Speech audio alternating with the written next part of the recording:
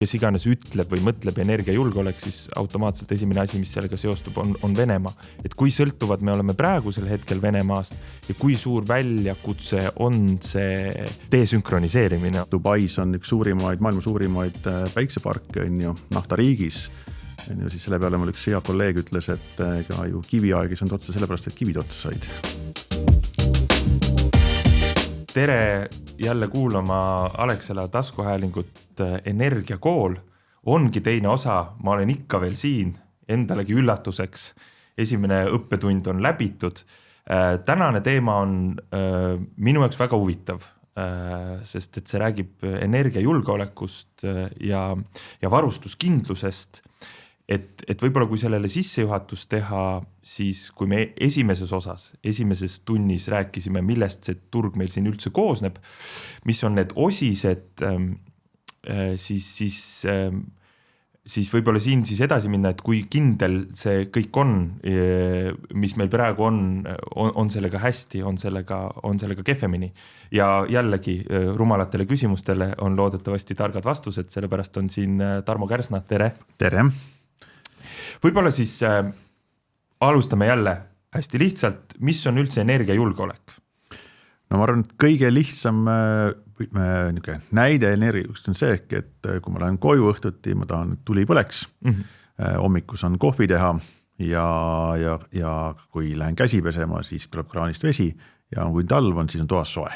Ehk et see on inimlikult kõige lihtsam ootus, et iga kord, kui ma lähen koju, mul on kõik olemas. Ja... Et ükskõik mis olukord, ükskõik mis aeg, kui mul on vaja tarbida, see on olemas, mida absoluutselt. Tarbida. Ja eriti küll tõesti ka Eestis, kui viimasel on, et ka sügistormid, et ka need mind ei mõjuta, et mul on endiselt kodus hea olla. Ja kuidas Eestis meil sellega on? No, eks ma arvan, et paljud, ütleme, iga sügise juba on, kui loevad neid päevi, mitu päeva, kellegil on elekter ära, siis mõne ettevõtte juhid saavad olla televisioonis käia ka esimeses stuudios rääkimas sellest, kuidas ööpäevad tehakse tööd, selleks, et elekter tagasi oleks. Ehk et selle järgi võib tekitada tunne, ehk et vist ei ole väga hästi. Aga pigem on, ma arvan, et koht, kus mõelda on, et meil on hästi palju tükke, mis on tekkinud, mis seda tagab julgeolekut. Ja ma tooks ühe dimensiooni veel juurde, ehk et kas me räägime julgeolekust nagu Eesti riigi kontekstis, ehk et kas riigina tervikuna me oleme tagatud energiavaatest ja kas me oleme tagatud ka siis, kui näiteks välisühendused peaks siis olema katkend, nii nagu meil tegelikult see talv ka oli, ehk et Balticconnector oli katki. Samas suur gaasilaev oli üle lahe Inkos, aga sealt ühtegi molekuli ei tulnud. Õnneks meil oli olemas torud Läti poole ja Lätis on ka üks mahuti ja sealt poolt ilusti eestlastele gaasi nagu tuli. Ja tõesti isegi ju paar nädalat tagasi me saime üks väikse ehmatuse, kui et üks Estlink 2 on praegu rivist väljas ja paariks tunniks oli ka Estlink 1 väljas rivist. Jälle tekkis nagu momentum ja küsimus, et kas meie julgeolek riigina nüüd tagatud. Ja siis teine pool on loomulikult oma särk on ihule kõige lähedam, ehk et ikka sama asi, ehk et juhtuga riigis, mis tahab, aga kas mul kodus on kõik asjad ikka olemas, et kui mingi jama on, ehk et siis mina olen siin ja jään ellu ikkagi, ehk et need on erinevad dimensioonid, mis seda mõjutavad ja kus saab siis riik midagi teha, ettevõtted ja kus saab inimene ise midagi teha selleks, et ta oleks nagu hästi olla. Võib-olla alustame siis sellest suuremast riiklikust energiajulgeolekust. Ülevalt poolt ikka. Hakkame ikkagi ülevalt poolt pihta ja lõpuks jõuame minu majapidamisse. Et kuidas see olukord on? Juba kirjeldasid seda olukorda Estlinkiga ja üldse geopoliitilist olukorda, ma arvan, ei pea Eesti inimestele kirjeldama, et ajad on nagu natuke ärevad. Kas saab midagi teha, kas on paratamatus? No, need on need riskid ole. Täna on tõesti, meil on Soomega 2 ühendust, Lätiga on 3 ühendust elektri mõistes, ehk et see peaks olema tagama, ehk et kui tekivad nagu rikked, aga loomulikult tahtlike rünnakute vastu ei ole meist keegi nagu kaitstud, ehk et ja selleks ongi hästi oluline siis, et ka nende puhul siis me Eesti sise saaksime hakkama. Aga need välisühendused on täna ikkagi eelkõige just see, et ka meie elektrijaamad on vahepeal hoolduses, ka meil juhtub siin aeg-ajalt midagi. Põhiliselt juhtub minu meelest soomlastel kogu aeg. Nojah, et me need suuremad asjad, mis on jõuavad meediasse. Käima vahepeal nii. Jaa, aga eks meil on ju see, meie Auvere on ka niisugune kurikuulus ehk et õpime soomlastelt ikka. No eks meil loomulikult, eks sealt me oleme kõik hea õppinud. Head asjad, iga ühel on ju oma mingi kodusoomlane, mõtled. Kui soomlastel ei tööta, mis meil siis töötavad? Ju see peab olema nii olemagi, aga et need ühendused on just nende kõikumiste vastu ja tihti on ka, et meil endal on tarbimine kohati suurem, kui me ise toota suudame, et just. Siis me laename naabritelt ja pärast paneme tagasi loomulikult. Ehk et on tihti ka teistpidi, et eelmine aasta, kui ka Eesti toetas Soomet, kui Soomes jällegi seesama üks jaam ei töötanud, siis tulid ka meie käest laenama elektrit vahepeal juurde. Et see on nagu aitab sellist tasakaalu hoida, aga kui nüüd tulla ehk et tõesti Eesti kui riik, siis ma arvan, täna me oleme järjest paremad. Ehk et just läbi selle, et kui meil aasta tagasi oli, nagu esimest tunnis räägite, ehk et oli üks põlevkivijaam, kus tulid suured kaablid üle Eesti ja see oligi siis meie niisugune energiaallikas ehk et meie süda, mis pumpas siis verd siis meie siis vereringiesse. Täna on õnneks meil väiksemad elektrijaamu, koostöötootmisjaamu linnade juures, meil on olemas taastuvenergiat, tuulikud, päiksepaneelid, inimesed järjest rohkem soetavad akusi, mis selles mõttes nagu peaks tagama selle ehk et meil on energiat tootmine on vähemalt hajutatum ja kõvasti hajutatum, kui ta siiamaani oli, et ei ole niisugune ühe punkti nagu risk nii suur, ehk et kui ühes kohas miskil juhtub, et siis me oleme kõik hädas. Aga loomulikult nagu ka Martti vist esimest tunnis ka rääkis, et selle taastuvenergia on see jama, et teda on ja siis teda ei ole. Ja siis, kui ta päriselt vaja on, siis ei kipu olema, ehk et õhtut öösiti ja talvel, et siis selle jaoks on salvestus, aga ka salvestus ainuüksi ei piisa, et on vaja ikkagi, et sul on ka niisuguse püsiva tootmisega jaamad.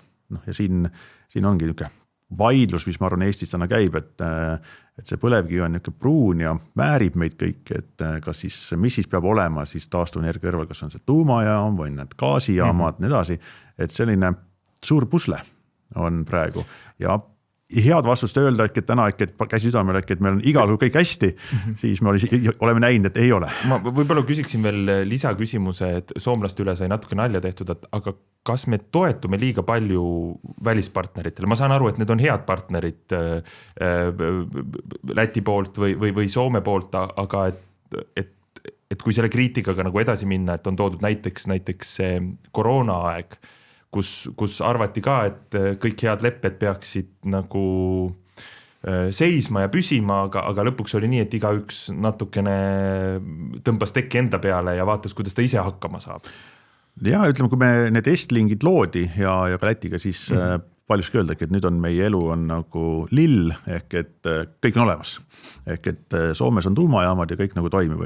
See õnneks täna sama koroona näited ja need energiakriisi näited on äratanud meid ellu, ehk et ikkagi igaüks võib ikkagi ise endas seisma. Et just hea näide oli eelnev talv, kui tekkisid energiaprobleemid ka jaamades Rootsis, et oli vaja siis energiat saada Norra või siis Soome poole pealt ja siis täiesti juhuslikult sel hetkel nii Norra kui Soome pool otsustasid ehk et võrguoperaatorid, et neil on nüüd hooldustööd, nad ei saa energiat kahjuks Rootsi anda, sest et omalgi jääb väheks. Et see on hea näide sellest, et ikkagi kriisi olukorras on, vaadatakse ikkagi, et omal kodu korras ja nii on ja õnneks täna on vähemalt Eesti valitsus on seda mõistma hakanud ja Eesti inimesed ja ka ettevõtted mõistma hakanud, ehk et me peame ikka vaatama, et me ise saame hakkama. Ja mis selleks saab siis teha või on tehtud? Ma arvan, täna on tõesti need erinevad koostootmisjaamu, mis on tehtud, need on ühtsesse võrku, kus on täna tõesti võib-olla kõige suurem diskussioon on selle üle, et mida meedias on ka, kas siis tuumajaam või mitte tuumajaam, kas siis on põlevkivi või mitte põlevkivi, kauaks seda on ja seal on jällegi mindud tõesti selles suunas, kus hakatakse erinevaid tehnoloogiaid või tootmisviisi vastandama üksteisele.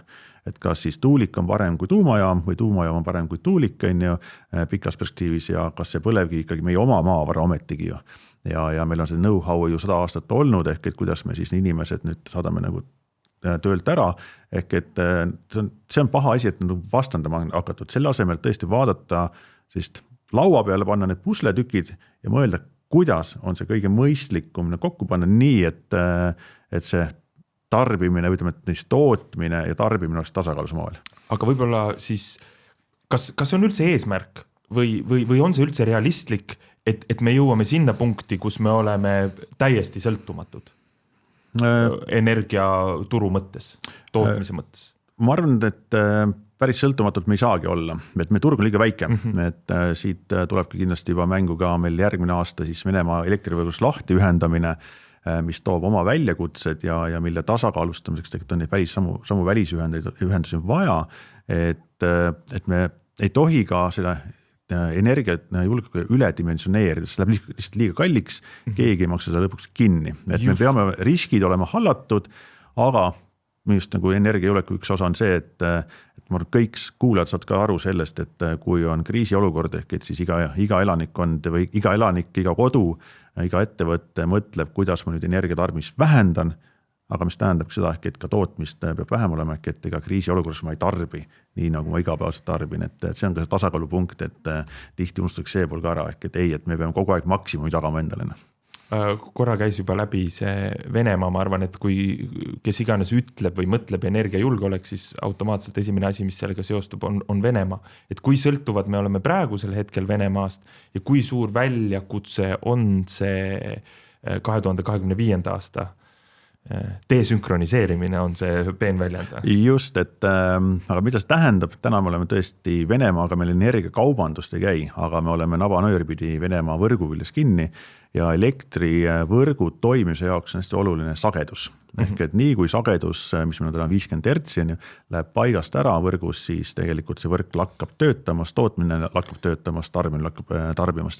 Et see sagedus on vaja nagu hoida. Aga meie turg on nagu niivõrd väike, ehk et ma arvan, nagu hea näide on see sama veeklaas, et kui ma nagu teen üks natuke tugevama liigutuse siin, siis juba tuleb vesi üle. Aga kui ma teeks samasuguse liigutuse suure ämbriga, mitte midagi ei juhtuks.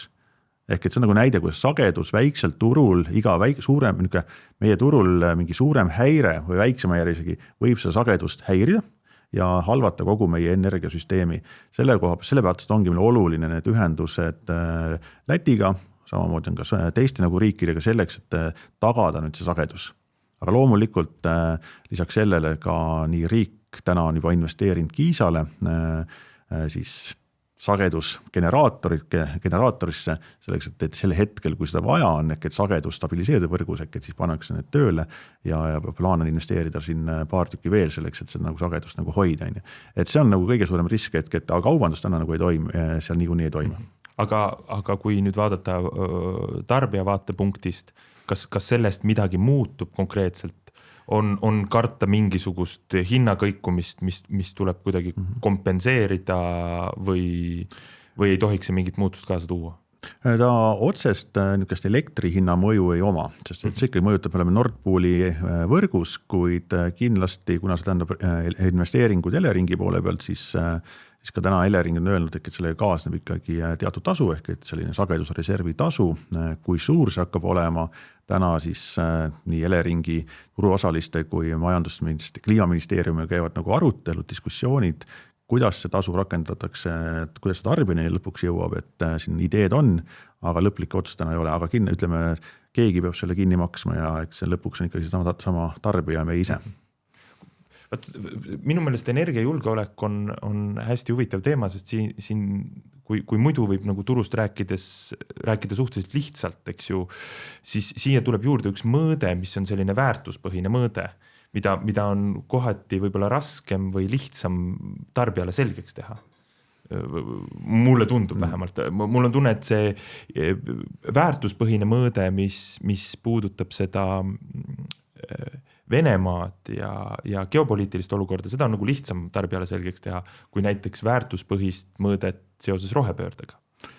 Jah, eks selles mõttes nagu keeruline on, sest et lõpuks inimene ikkagi vaatab igapäevast oma rahakotti. Just. Ja see väärtus on tegelikult rahakotis.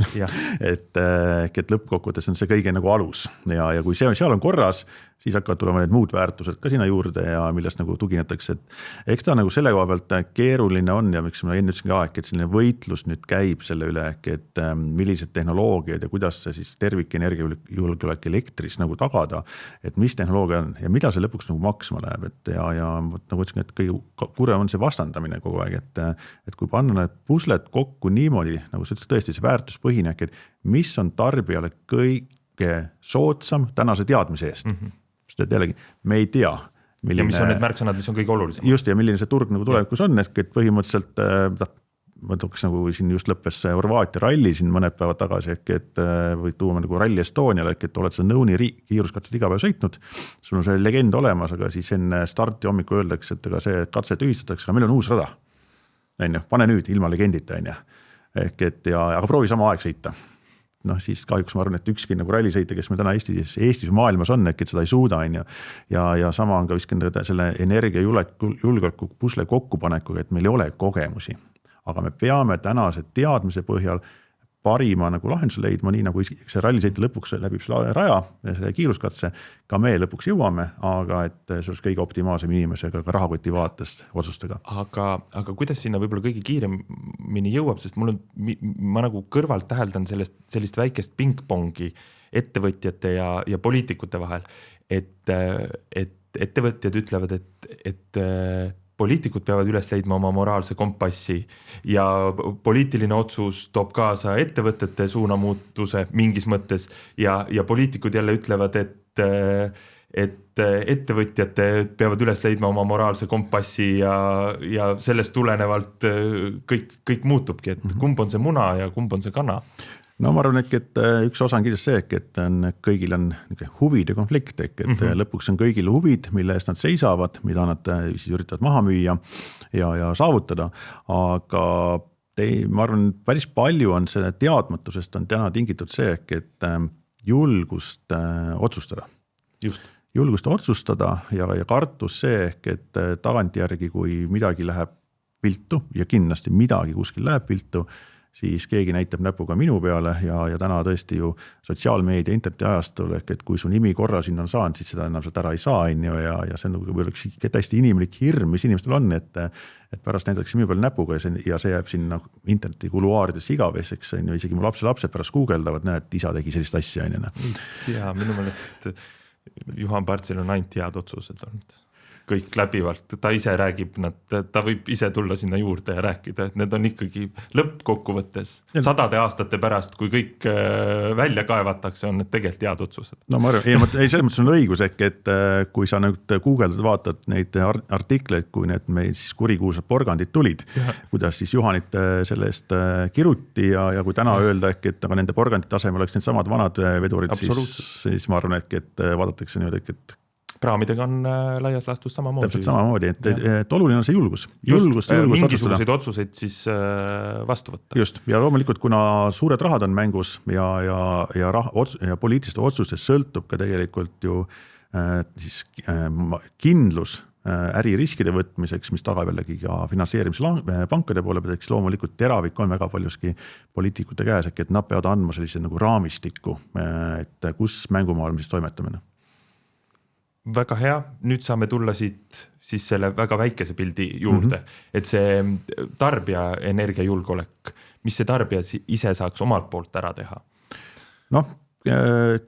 Sõltub sellest, kus tarbija ka elab, et linna inimesel, kes elab korteris, on suhteliselt vähe, et ma arvan, täna paljud õpid seda, et igaks juhuks on konservid, mõned kuivained kuskil, et vähemalt kõht on täis, et on oluline. Inimene, kes elab maal või elab oma majas, siis nemad saavad rohkem täna teha, et selle peale mõelda.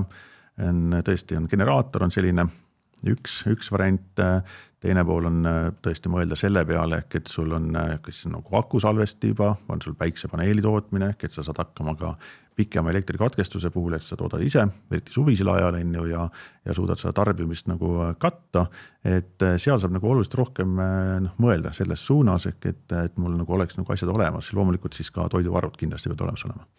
Ja auto, nagu öeldakse, et autol peab olema paak täis alati või pool täis vähemalt. Aga sisepõlemusmootori või elektriauto? Seal ma arvan, suurt vahet ei ole, et tõesti, kui sul on päiksepark olemas, siis suvisel ajal saad ka oma autot laadida, et sisepõlemusmootoriga on tõesti see nüanss, et täna Eestis ju naftas siiamaani nagu leitud ei ole veel. Ja kõik. Jah, napilt, aga et Tiivanis kunagi tuli vist 90-ndatel mingi reklaam. Ühest konkreetselt. Ühest Tiivanist.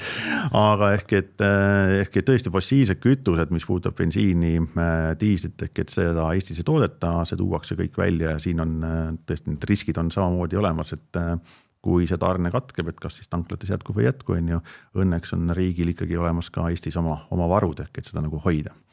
Aga kui sa nüüd otseis küsid, et siis see, et kas elektriauto või diisliauto, et see ma arvan iga ühe enda otsus, et aga eks ta suundub sinna elektri poole küll see maailm meil. Jaa, ma mõtlengi, et me oleme rääkinud võib-olla skaala nagu ühest otsast tarbijast ja võib-olla suurest riiklikust vaatest, et kui me paigutame Alexela või ettevõtte siia keskele ja küsiks niimoodi, et selles olukorras, mida Alexela saab teha või mida Alexela teeb selles olukorras, et seda energiajulgeolekut siis kasvatada või teha neid julgeid otsused, mis on need Alexela julged otsused, kui kõige olulisem on teha otsuseid? Jah, eks me ettevõttena saame aru, et kus valdkondades me toimetame, et me tagame oleme nagu elutähtsate teenuste osutajana, et meil peab olema meie jaoks on oluline need energiaallikad, mida me peame siis importima, et meil on olemas kindlad partnerid, siis kus me saame tuua, et nad ei kao ära, et me saame tuua nii kütust, bensiini või diislit või siis maagaasi, et meil on olemas erinevad nagu lepingud selle jaoks. Elekter aitame ühtepidi oma tarbijaid, et harime, pakume nagu tarkasi lahendusi akude ja päiksepaneelide juhtimiseks, salvestuseks, kui samas ka ju ise investeerime, et Paldiskisse siis vesisalvestusjaama, et ka ühiskonnale nagu rohkem tuge pakkuda läbi salvestustehnoloogiat. Et see on koht, kus me keskelt oleme ja proovime leida nagu ja pakkuda nii ettevõtetele kui ka klientidele lahendusi, mis aitavad seda tagada.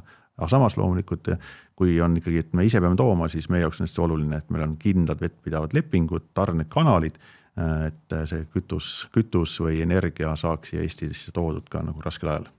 Võib-olla siis sealt jätkuküsimus, kuna see väärtusteema juba nagu tõstatus, et eks iga tarbija peab mõtlema, mis on need väärtused, mis on tema jaoks kõige olulisemad, eks ju, või kuidas ta selle rahasse konverteerib, et mis on Alexela jaoks võib-olla need kõige olulisemad väärtused, mille järgi neid otsuseid teha?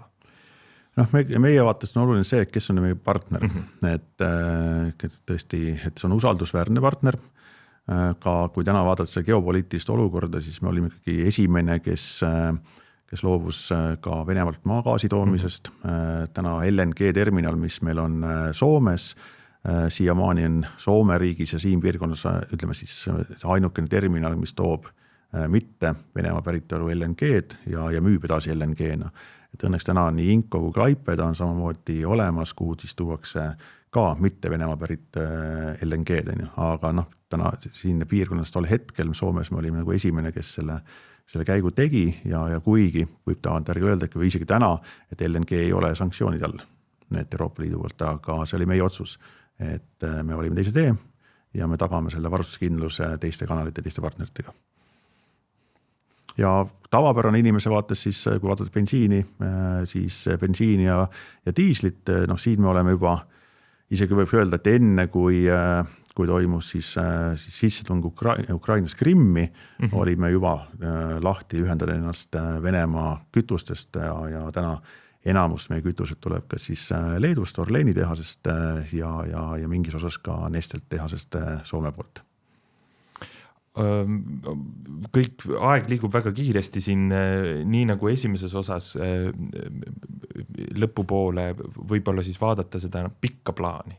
Ehk et kui positiivselt saab praegu sellele kogu olukorrale peale vaadata ja milline on selline prognoos või tunnetus, ütleme, ma ei tea, 5-10 aasta perspektiivis? Täna võiks öelda, et me jääme ellu. Et tõmbame püksirihma kohomale ja me jääme ellu, aga energiavajadus on kasvav inimühiskonnas. Et siit me ei pääse, et kõik uued asjad, mis me välja mõtleme, ühte või teistpidi vajavad energiat. Ja siin on vaja tõesti kiiret poliitilist otsust, et mis suunas me Eestis liigume, selleks, et tagada siis oma riigi sisene energiajulgeolek elektrivaatest, et mis on need siis tootmisüksused ja mis energiat nad kasutavad ja kuidas nad sinna puslesse sobituvad, ehk et meie nagu siin piirkonnas ikkagi on ööd on pimedad talved on pikad, ööd on pikad, mis tähendab, et on väga palju perioodi, kus taastuvenergia ei tooda meil energiat, meil peab olema asendus, mis tagab sellise stabiilsuse. Samas, kui me investeerime liiga palju roheenergiasse, siis juhtub see, et see vajalik energia, mis tagab stabiilsuse, läheb nii kalliks, et me maksame selle ikkagi lõpuks kinni ja võib tekkida selline, kuidas siis öeldakse, tagantjärgi pettumus, et lubati ju roheenergiaga, et kõik on soodne ja on tasuta, aga tegelikult tuleb välja, et see on väga-väga kallis. Aga see ongi, et inimene peab aru saama, et see kallis ei ole mitte tuuliku päiksenergia, vaid kallis on selle akna, kui tuulik ja päike ei tooda, selle kompenseerimine, selle ülehoidme ja mis tehnoloogia sinna valiti. Ja kuidas ta sattus. Ja see ongi tasakaal lõpuks, et tasakaal läbi selle, kui palju meil on taastuvenergiat siis päiksest tuulest ja kui palju on meil siis stabiilsust või on ka see variant, et meil ei olegi näiteks tuumaenergiat, aga meil on gaasienergiat.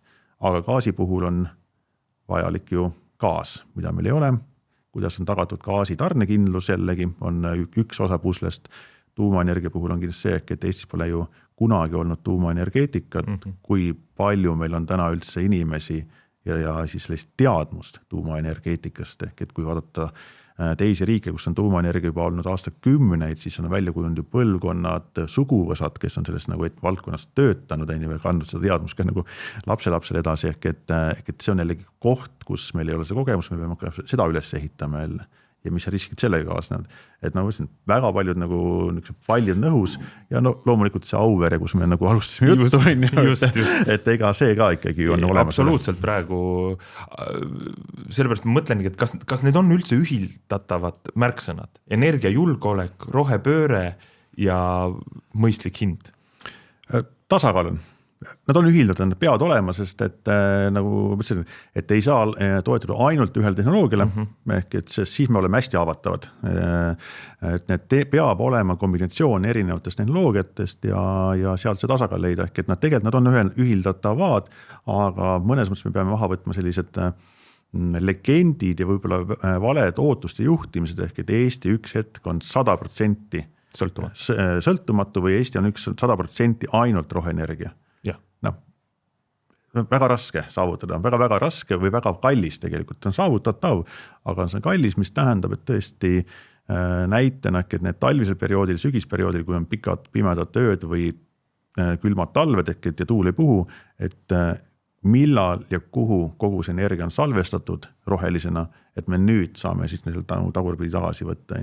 Et see jääb paratamatult siin laiuskraadil mõjutama ikkagi meie ilm. Ja suuresti on see siis teatud poliitiliste visioonide või otsuste taga. Jah, poliitilised otsused ja teine kindlasti, kus me täna elame, on tehnoloogia arengu kiirus ja tehnoloogia hind seal juures. Et kindlasti tuleb ka sellele nagu mõelda ja jällegi mõtlesin, et ei ole lihtne olla otsustegija, et ei tea ju, mis homne päev toob. Mul on nüüd siin lõpuküsimus ka, et mitte sellise negatiivse tooniga lõpetada. Oli negatiivne? Ei, see oli nagu armastus 3 apelsini vastu, et ööd on pikad ja ööd on pimedad ja päeva peaaegu ei olegi. Õnneks tuleb kohe suvi. Ja õnneks on suvi ja siis salvestame kehasse kõik selle energia ja siis kehaga kütame pärast soojaks kõik oma majapidamised, aga sest, et mul on väga elegantselt juhatan sisse oma viimase küsimuse, sest et on üks asi, mis ma arvan, mis eestlastele läheb veel rohkem korda kui elektri hind. See on laskesuusatamine. Et ja kuna sina oled laskesuusatamise liidu president, siis ma küsin, et pikas plaanis, et kui kaugel me medalist oleme? No see aasta me olime väga lähedal, nagu ma ise olid sa seal juures, et ma arvan, et sa andsid väga ise nagu suure panuse. Absoluutselt, kehaenergiaga. Absoluutselt, et ma nägin, et tüdrukud siin nägid, siis nagu särts oli sisse. Aga et ma arvan, see aasta näitas, et laskesuusatamis ei ole miski võimatu. Et tuleb lihtsalt saada ühel hetkel klappima suusakiirus ja laskmistäpsus.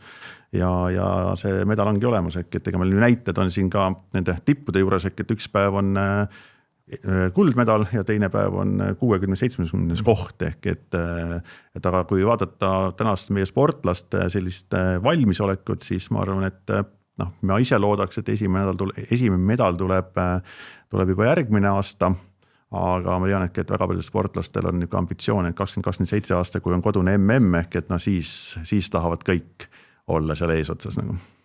Väga hea, see on palju positiivsem noot, millega lõpetada. Võib-olla ma nii palju veel ütleksin, kui keegi kuulab, kui keegi vaatab, siis nagu te aru saate, ma võin lõputult lolle küsimusi esitada, aga minul on kuskil mingi limiit, et kui teil on mingeid küsimusi edaspidiseks, mida te soovite, siis ma arvan, et ega need võib ju ka otse Alexelale esitada ka vahepealsel ajal, ei pea läbi minu. Absoluutselt, ka vahepeal, aga ma arvan, et selline formaat niimoodi vestluse käigus, et sarnased küsimused kokku koguda ja sellest koha pealt jällegi tekitada diskussioon, et kas ja kaua meil naftat Eesti maailmas jagub ja millal tuleb päikeseenergia, et ega kui ma täna näiteks hea näide on, et Dubais on üks maailma suurimaid päikseparke on ju naftariigis, siis selle peale mul üks hea kolleeg ütles, et ega ju kiviaeg ei saanud otsa sellepärast, et kivid otsa said.